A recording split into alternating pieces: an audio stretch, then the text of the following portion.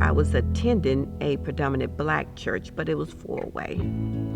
And I was tired of traveling.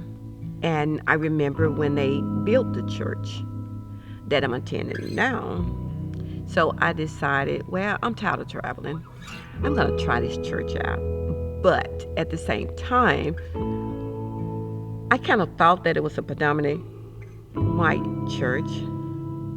So, of course, I had to pray myself up to steer my car into this direction one Sunday.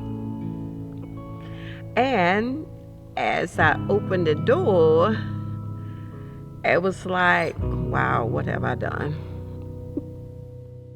I just looked around in our church and looked actually, and you know how everyone has assigned seats that they sit in church, and so I looked around my pews on my rows, and I saw this one woman, this black woman that always sat by herself.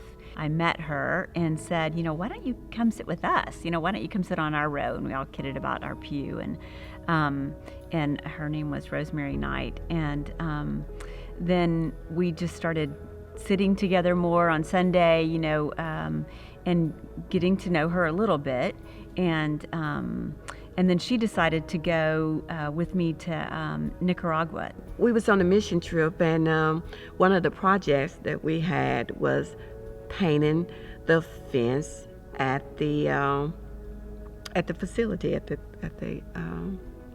mission.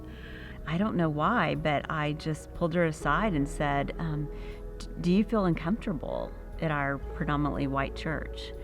And I knew the answer. I mean, I knew what I would say. And I'm like, what? Oh my goodness, she really asked me this? Do she really want to know the truth?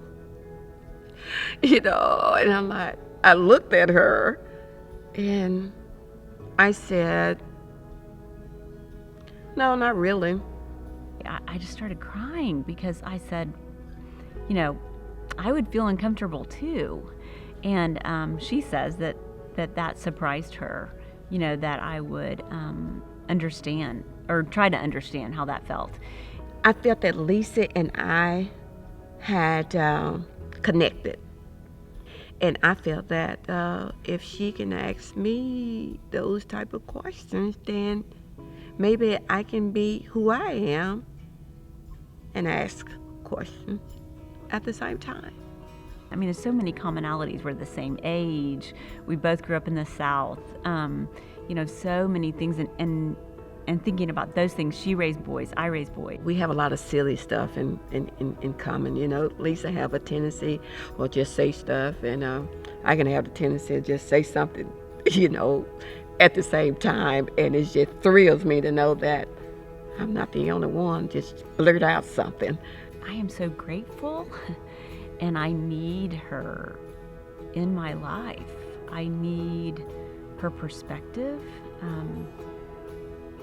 So I am just so grateful that she lets me, as awkward or uncomfortable as it is, be in her life and into her life.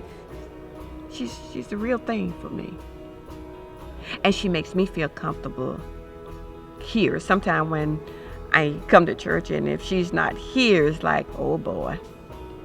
But I still go to that same spot that we always come together here.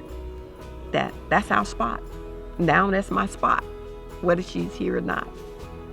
Coming from a predominantly black surrounding, and with Lisa being in my life, I can say that I really have a genuine relationship with someone of other race, and that she's in my heart.